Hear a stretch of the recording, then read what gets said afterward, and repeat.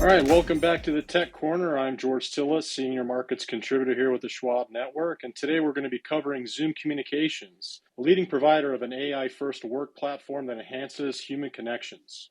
The company operates globally and offers a comprehensive suite of communication and collaboration tools, including Zoom Meetings, phone, chat, mail, as well as Calendar Productivity Suite. The platform supports high-definition video, voice chat, and content sharing across multiple devices, facilitating seamless communication for both businesses and individuals. Zoom's offerings also extend to specialized solutions like Zoom Contact Center, which is an omni-channel customer service platform, and WorkVivo, an employee experience platform. With a strong focus on AI-powered innovation, Zoom has integrated features like its AI companion to enhance productivity and streamline workflows. The company serves diverse clientele across industries such as education, healthcare, finance, and government. Zoom faces competition from several major players in the communications and collaboration space. Primary competitors include Cisco with their WebEx platform, Microsoft with Microsoft Teams offering a comprehensive suite of enterprise communications tools, as well as Alphabet through its Google Workspace, which includes Google Meet for video conferencing. Zoom's unique value proposition lies in its AI-first approach, delivering an open and flexible platform that is easy to use and cost-effective. The platform's AI capabilities, such as Zoom AI Companion, enhances productivity and streamlines workflows for users. Zoom's commitment to security, reliability, and user experience, along with its seamless integration with existing infrastructure, provides a compelling total cost of ownership advantage over its competitors. Now, in recent news going back to May 21st of 2025, the company reported its fiscal Q1 earnings and sales, where revenues increased 3% year-over-year to $1.175 billion, compared with the high end of guidance, which was around $1.16 billion. They also reported a 6% increase in non-GAAP EPS, as well as the company raising guidance for fiscal year 2026. When it comes to operations, operating margins actually increased to 39.8%.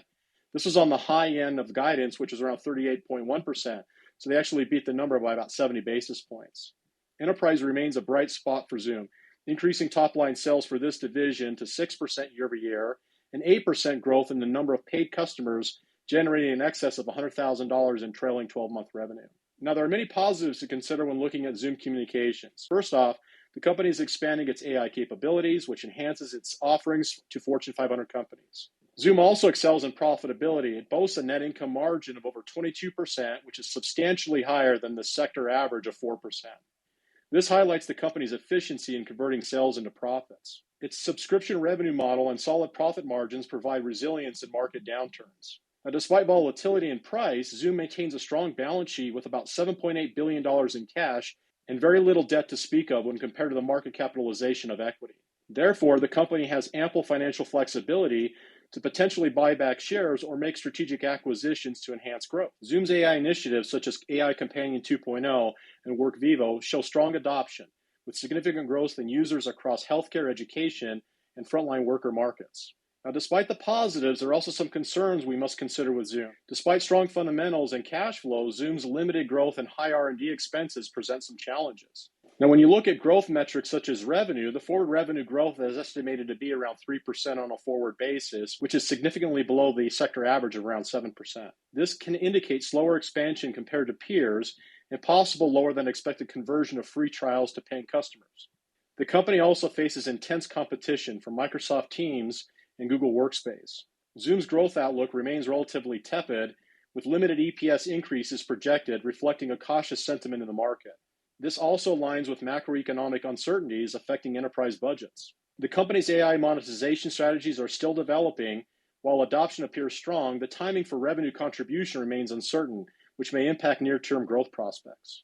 The current technical condition for Zoom is strong, returning over 30% to shareholders in the past year, more than double the S&P 500's one-year percent return of about 13%. The 52-week chart pattern also suggests that upward momentum may continue. Over the last 30 trading days, when compared to the S&P 500, the stock has generally performed in line with the market, suggesting the company is expecting a next catalyst, either positive or negative. Upside momentum, as measured by the RSI indicator, is positive above 50 and rising. The weekly MACD is also positive and rising, confirming the intermediate term trend is still bullish. The stock is also trading above the rising 50-day moving average, which validates the strong technical condition for Zoom. The stock is also above its 200-day moving average, which also has a positive slope, indicating the intermediate term trend is still bullish. Now, in summary, Zoom's mission is to make video communications frictionless. which it accomplishes with a unified video-first communications platform incorporating video, voice chat, and content sharing. It's a recognized market leader in meeting software and is disrupting an expanding $100 billion industry for collaboration software with its ease of use and superior user experience. As with many tech companies, Zoom's recent product innovations are all about agentic AI, particularly through increasing capabilities of its Zoom AI companion product. While the company is no longer a hyper-growth story established during the pandemic in 2020, it is now a company taking a longer-term approach to delivering value to customers and shareholders. Now, next week on the Tech Corner, we're going to be highlighting global semiconductor company Micron Incorporated. This company actually focuses on DRAM production for computers, but also high bandwidth memory markets that are utilized in data centers across the hyperscale community for artificial intelligence integration. Thanks for joining us on this week's edition of the Tech Corner. Please like and subscribe to the Schwab Network. I'm George Tsilis. We'll see you next week.